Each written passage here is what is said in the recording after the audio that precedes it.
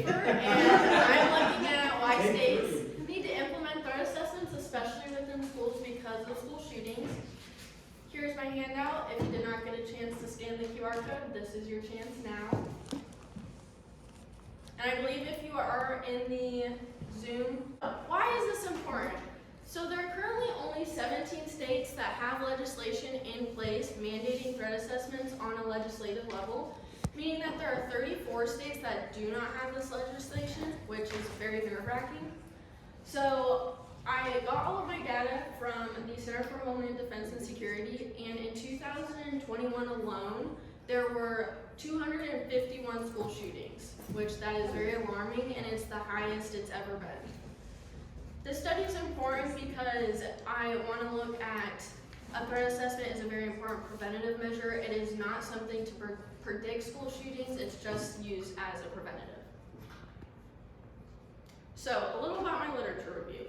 I looked at copious articles, and so I picked 5 topics. I was going to look at threat assessment teams, threat assessments, past shootings, predicting behaviors, and community types. With community types, that would be rural, urban, suburban.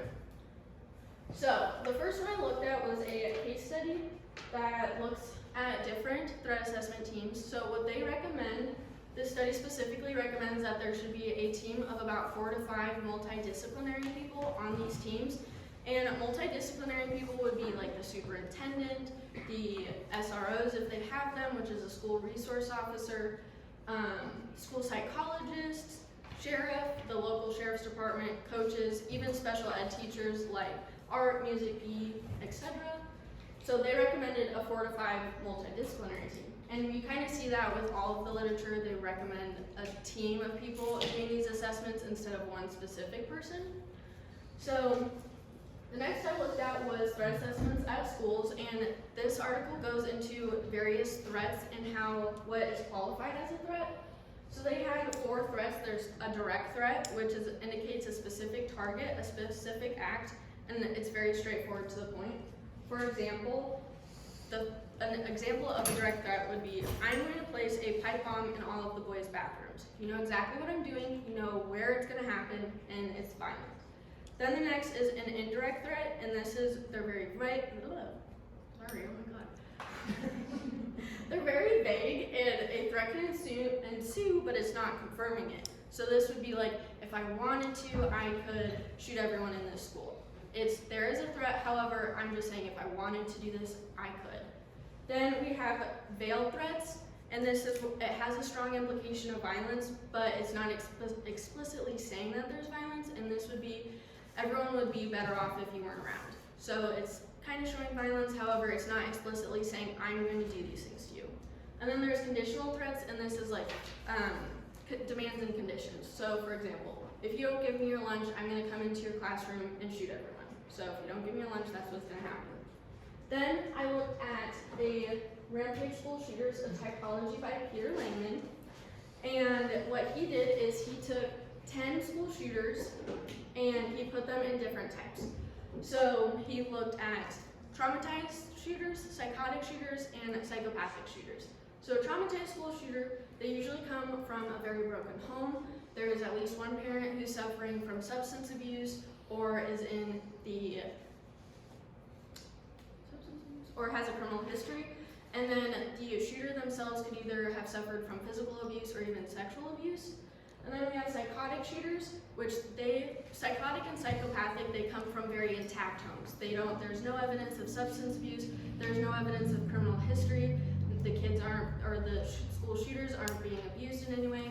The only difference is the psychotic shooter is going to have different behaviors and traits that are linked with, and symptoms that are linked with schizophrenia and schizotypal disorder. And then with the psychopathic school shooter, you're going to see that they are narcissistic, they don't have a conscience, and just sadistic behavior.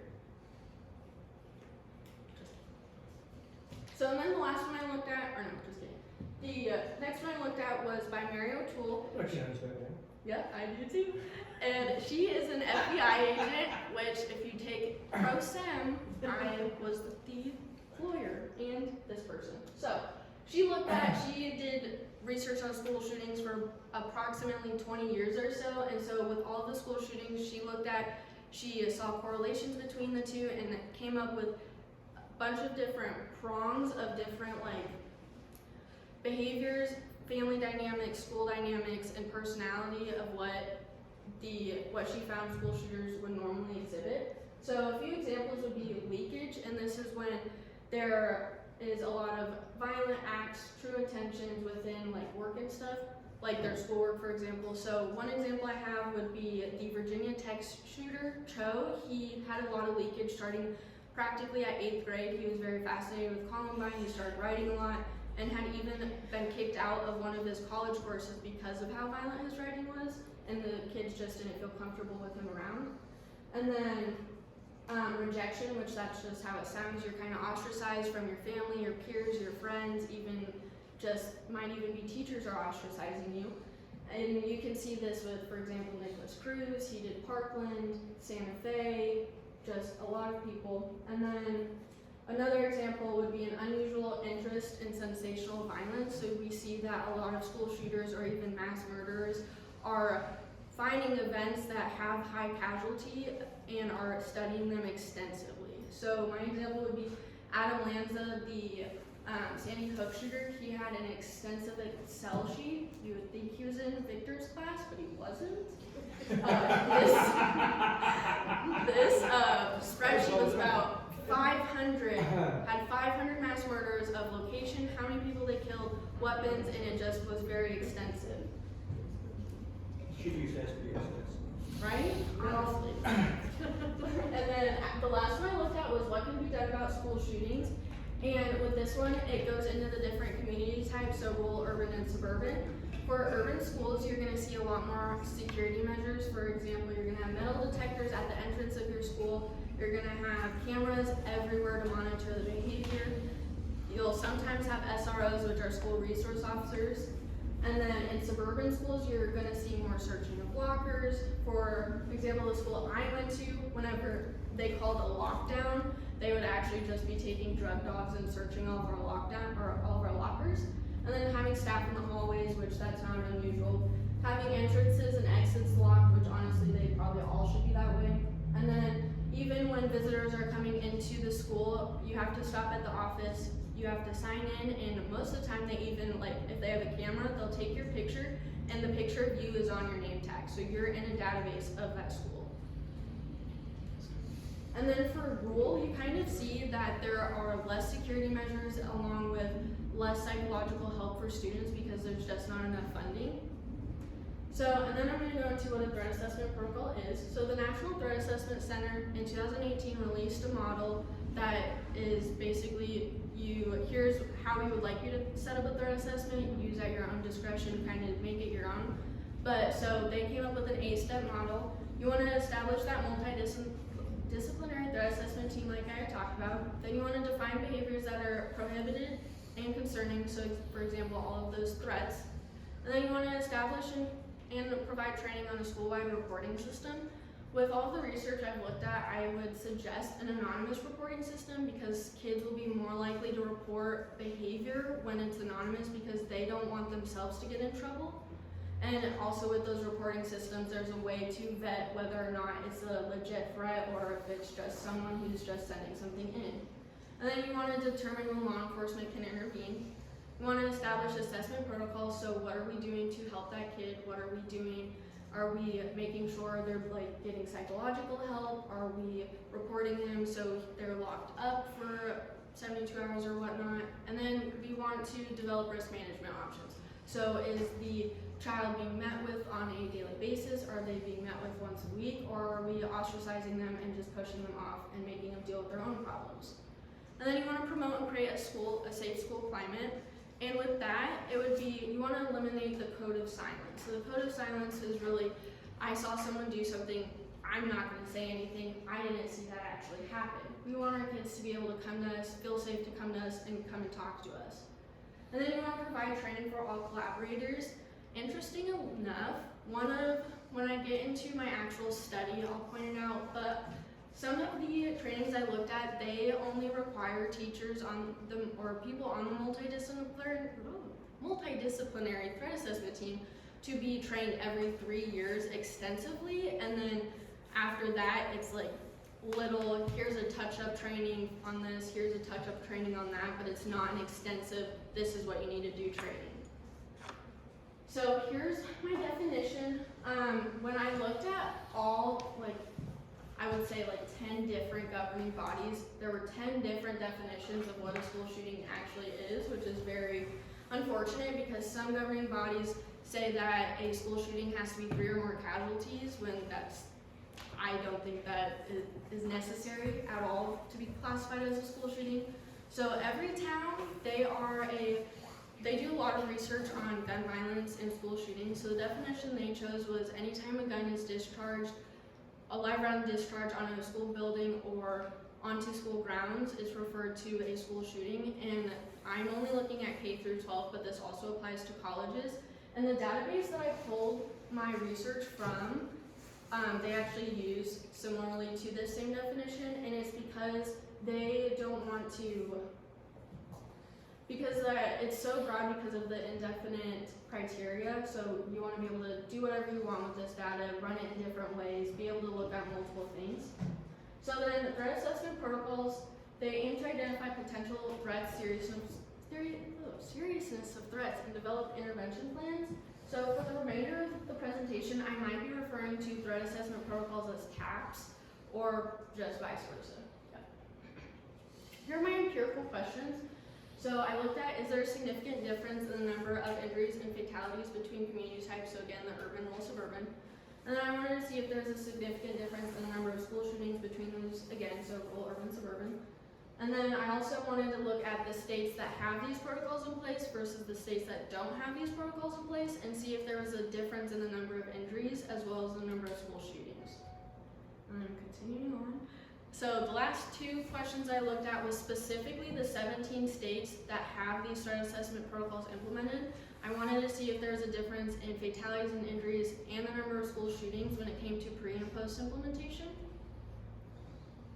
So here's my methods. I did not have any participants because the study is archival, and I wanted to make sure this study kind of helps the educational system and provide them research on why they need to be implementing these things, especially if it's just another preventative measure like security and everything. So for my materials, I pulled my database from the Center for Homeland Defense and Security's Naval Postgraduate School.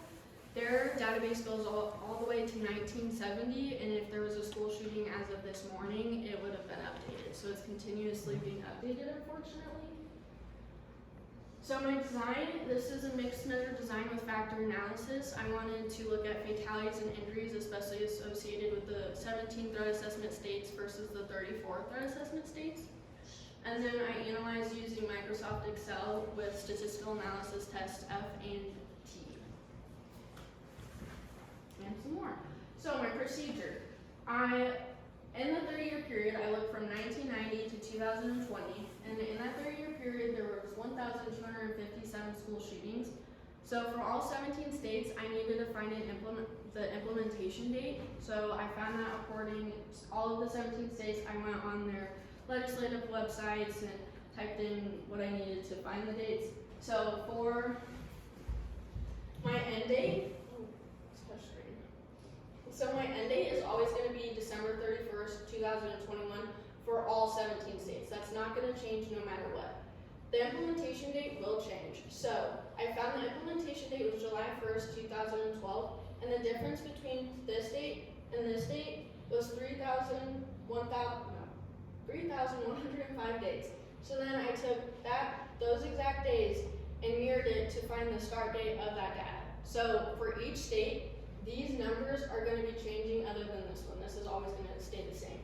But that way I can get an exact number of school shootings for each pre and post. Okay, I'm sorry, I'm a little confused. Okay.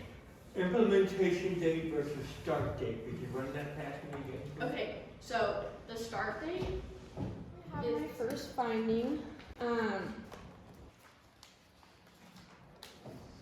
So there are 17 states, like I have mentioned. You have Connecticut, Florida, Illinois, Kentucky, Louisiana, Maryland, Michigan, Mississippi, New Hampshire, Nevada, Oregon, Pennsylvania, Rhode Island, Tennessee, Texas, Virginia, and Washington. Oh, sure. And as of 2021, Ohio and New York both implemented, but because it was after 2020, I didn't include them, but they have implemented. So this was my first finding. As you can see, the blue represents states without threat assessment protocols, and the purple represents states with threat assessment protocols.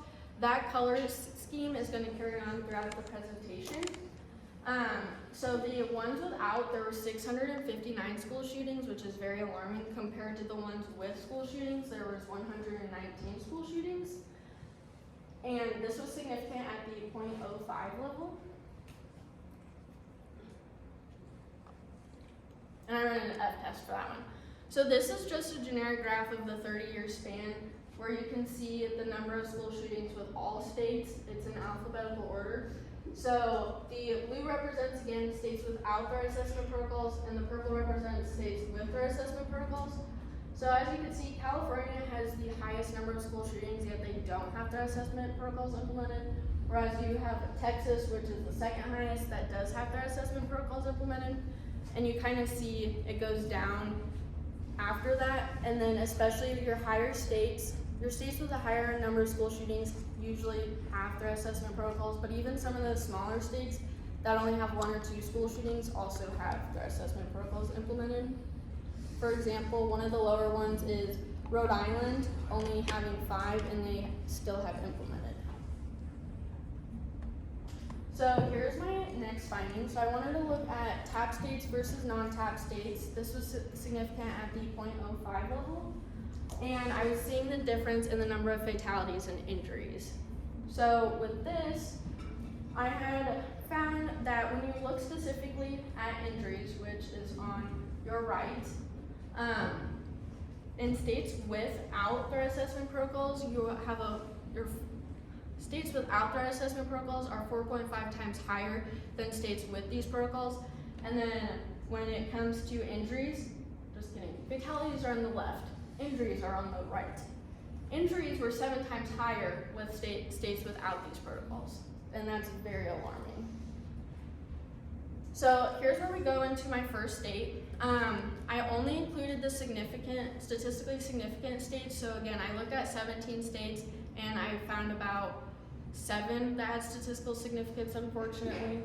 So this is the first one, and this is the only state where we see a decrease in school shootings as well as statistical significance. So this was Kentucky. You can see their implementation date was 2019, and since my cutoff date was 2020, there's not a lot of implementation time. You can see that there was only 661 days for implementation. So a lot of these implementation threat assessment protocols are very new within the last 3 to 4 years, which is kind of why we're not seeing a lot of statistical significance at this time. So this was statistically significant. So then we go to Tennessee. I also, for each state, looked at casualty and fatalities. This, unfortunately, was the only state that had statistical difference when it came to casualties and fatalities, or injuries and fatalities, sorry. And this, again, it's a newer one. You can see 2019, and then this was also significant at the .05 level. So the next few states I'm going to talk about, you kind of see the reverse happening, which I'm going to speculate at the end of kind of why I think that's going on. So the first state we go to is Connecticut. Before threat assessment protocols were implemented, there were 4 school shootings, and then after threat assessment implementation, there was 8 school shootings. So again, you kind of see the reverse happening, and I'll go into why I believe that's happening. Then we have Maryland. We see the reverse happening. You have 7 school shootings afterwards, but 3 before, and some of it could do with the fact that bigger cities, you have more inner city crime, and because inner city crime in those schools, you're seeing more shootings, which by my definition would classify it as a school shooting. And this was significant at the .05 level. So then we go to Michigan. This is one of the higher ones, and that's because you have Detroit. Out of all of my schools, I had so many that were in Detroit, which kind of, it varies, but Detroit is the main reason of why that is so large. And this was statistically significant at the .01 level, and this is one of your older ones. I'd actually be really curious because if most of you don't know, Michigan in November had a school shooting where the student met with the principal 2 hours later, started killing people in the school. So I'd be curious if there was a threat assessment protocol implemented on him because as you could see, Michigan, there should have been. So for Pennsylvania, this is another reverse effect. You have 4 and then you get 12, but again, this is another newer one. So, and you have Philadelphia in there. So then we go to Virginia, and we have, again, this is an older one, but we see the reverse happening. You have 2, and then at the end you get 14. This was statistically significant at the .01 level. So when you say reverse effect, you're saying that it's increasing at the threat assessment program? Yes.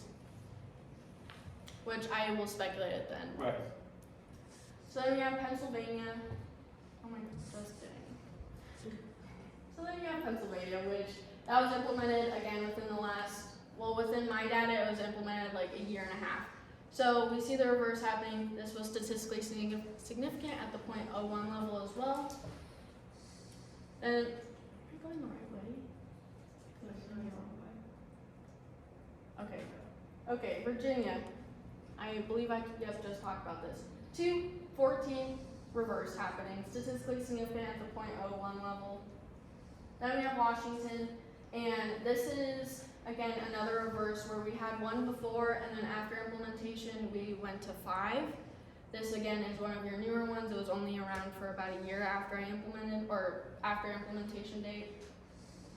This is a downward trend state, so the next 2 states I'll talk about have downward trends, but are not statistically significant, and I do believe with enough time that this will achieve statistical significance. So before implementation there were 2, and then after implementation there was 1. And then this one was around about a year and a half as well. So then we go to New Hampshire. This is one of our older ones. We do as well see a downward trend. You had 3 before and 2 after. I do believe, again, it will achieve statistical significance given more time. So here's a little graph about the implementation over the years. So Connecticut was the very first one to implement, and this was actually prior to Santa Fe happening, or not Sandy Hook happening. And then if we go over here, so Louisiana and Maryland both implemented right after Parkland happened, and then within the next legislative round, we had Nevada, Illinois, Florida, Rhode Island, Tennessee, Pennsylvania, Texas, Mississippi, and Kentucky all implement following Santa Fe and Parkland. And in my opinion, a school shooting shouldn't happen for all of these states to get implementation. It should have happened when Sandy Hook happened. So discussion. Why do I think the reverse is happening? Well, when I looked at all 17 threat assessments, I can tell you that not a single one was the same threat assessment. Each one of them was very different. So what are the components to these? Are they actually working? Are they being followed correctly? And then are all school districts following these protocols precisely? Because for example, if a state implements, they can say, hey, the school district's the one who chooses the threat assessment. Well, we could have 100 different school districts in one state, then you've got 100 different threat assessment protocols. So are those being followed precisely? And then is there a cohesive threat assessment throughout the state, or like I said, is it left up to the school district's discretion? Because if you have teachers, especially on multidisciplinary teams, that are transferring from school to school or even state to state, they're gonna have to go through all the training again for each different threat assessment protocol that they're on the team for. And then I had gone over the 8 steps. This was from enhancing school safety using a threat assessment model. This was actually done by the National Threat Assessment Center, which is in part with the Secret Service in 2018. My limitations, like I said, public schools are really limited when it comes to funding, so they can't implement certain security measures or maybe even hire SROs.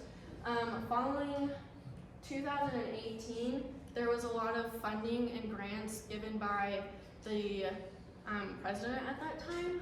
So there's no reason that these, again, should not be implemented. And then most protocols are new, so within the last 3 to 4 years. So fortunately, there's not enough data points for me to have more statistical significance. And then 34 states don't have this legislation in place, which is very alarming considering that's not even half of the United States. So here are my recommendations. So I recommend that every state needs to mandate these threat assessment protocols. This kind of shows why. Again, it's a good preventative measure. It is not predicting behavior, but it is a good preventative. If we have metal detectors as preventatives, there's no reason why we shouldn't have a threat assessment as a preventative. Every state needs to ensure these protocols are being followed precisely. So within each state's education department, I would recommend that someone is literally just in charge of making sure every school is following these precisely, making sure the teachers are trained, they're up to date on everything. And then the United States, this probably will never happen, but they need to have one cohesive threat assessment protocol because I shouldn't have to read 17 different ones or even more than that. There should just be one that is maybe changed a little bit throughout the states, that way it fits with their school, but it should just be one, huge one. And then I would recommend that this study should be repeated in 10 years just to allow ample time for these 17 states to maybe get statistical significance and then eventually maybe add some more states that do implement these. Future research, I would like to, in maybe my next study, look at red versus blue from 1990 to 2020. I would do this just because I'd be curious to see if one state is more likely to implement these policies over another. And then I would like to look at internationally. In New Zealand, there's 2 school shootings that happened very close together, and both of these school shooters were obsessed with Columbine. So other countries are watching what we're doing, and they're taking notes. And honestly, this is not notes they should be taking. However, it's happening. And then I'd also like to do a trend analysis, kind of see, are school shootings happening around specific time periods? Are they happening around the anniversary of Columbine? Are they happening around anniversaries of Parkland, or just anniversaries of mass shootings, or just in general? And then I would also like to do a content analysis, an evaluation of all the protocols more in depth, and kind of do a analysis between them and see, oh, this has that, etc. Any questions? There's my reference. Several. Extremely well done. Extremely well done. So polished.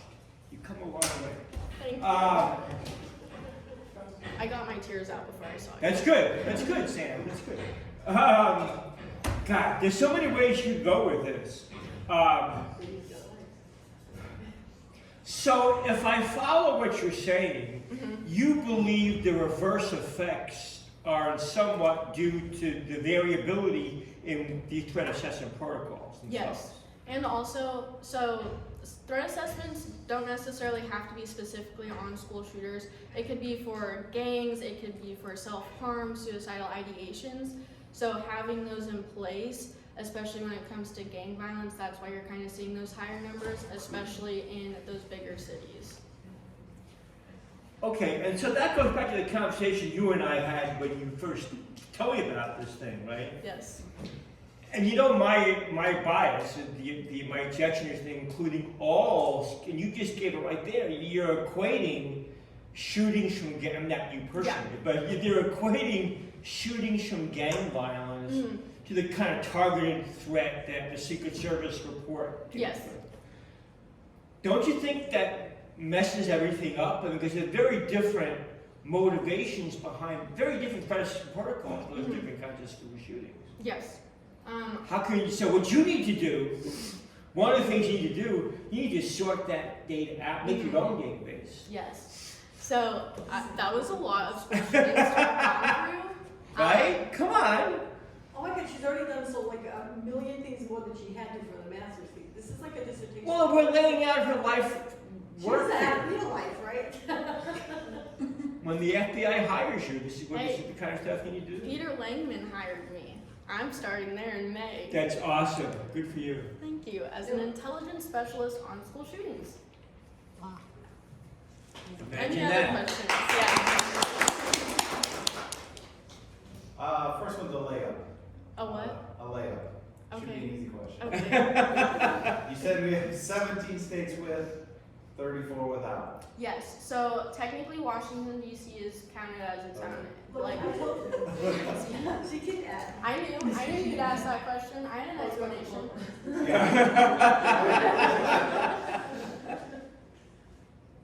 This one, you might not know the answer to. I don't know it. Okay. Just kidding. Hey. Go ahead, I'll try.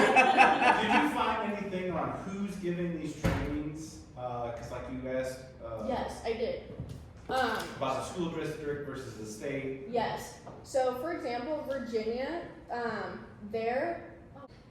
Virginia, actually, they have, because of after Virginia Tech, they implemented threat assessment protocols within all their public schools.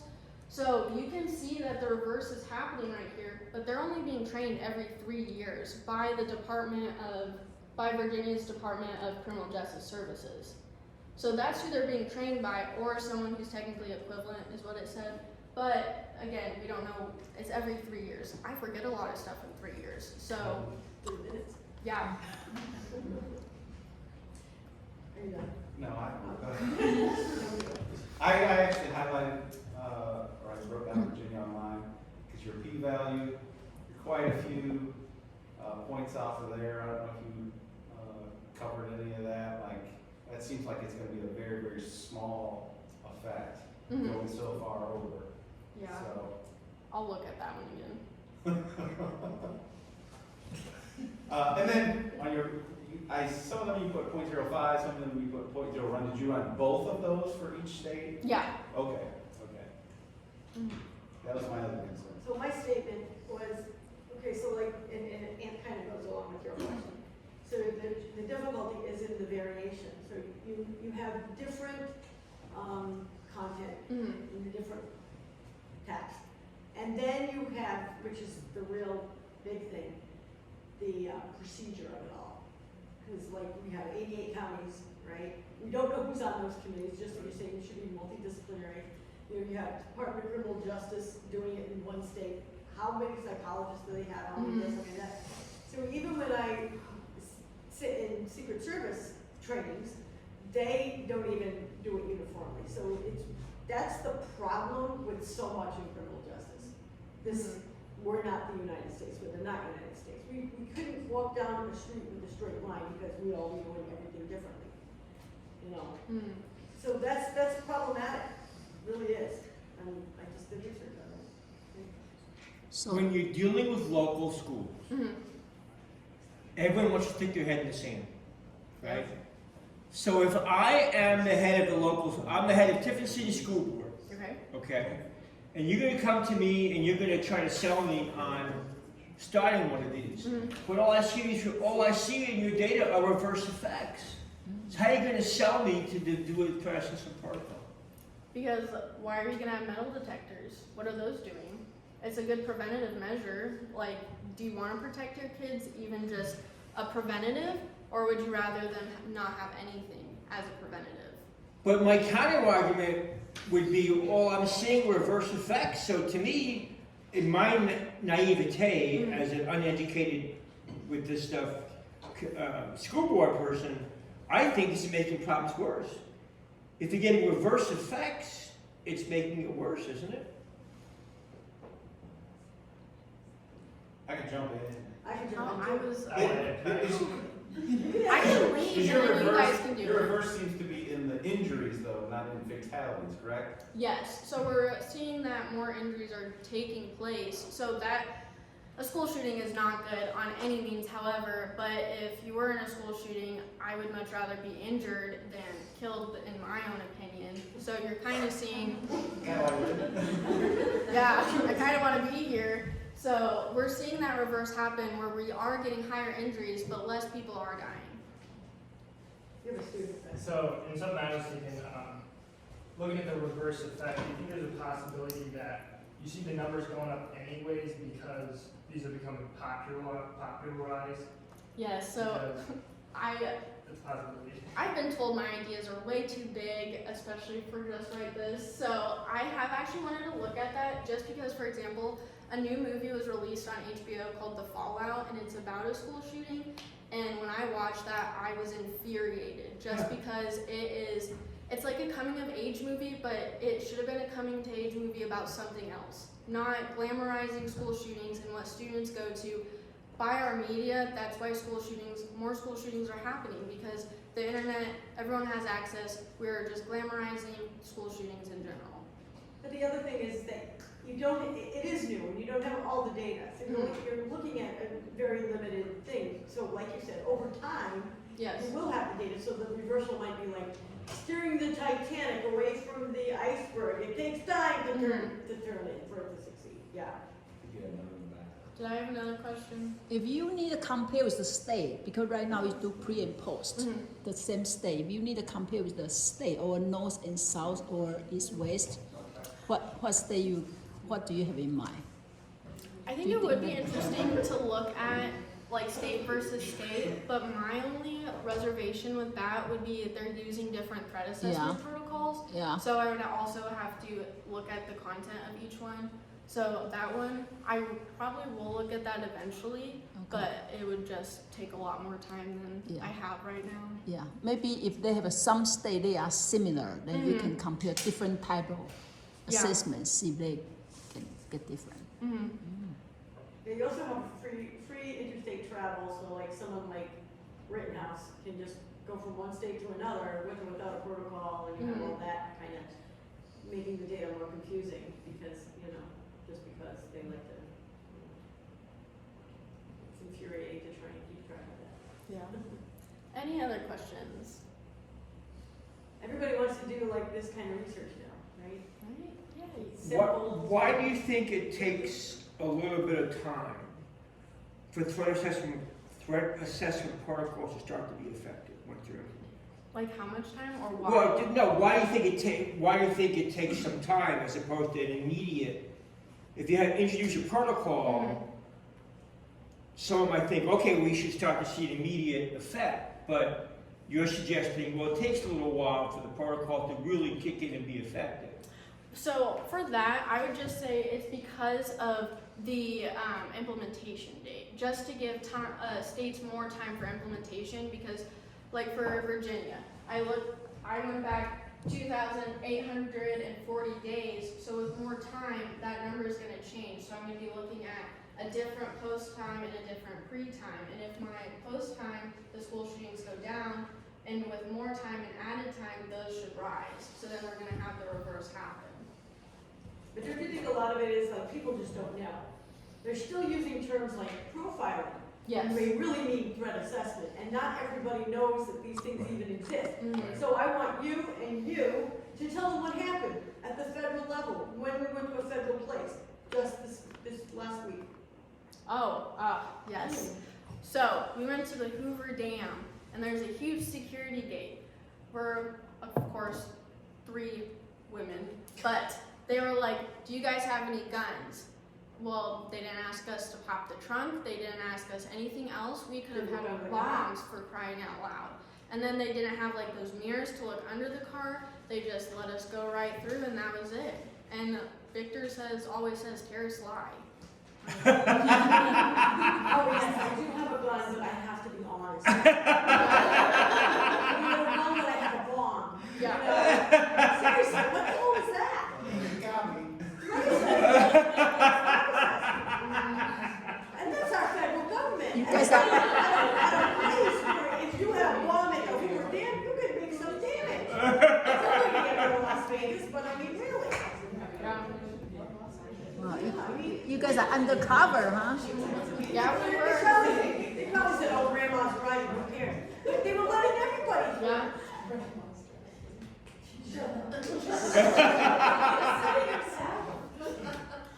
Any other questions, comments, concerns? Hey, good job. Okay.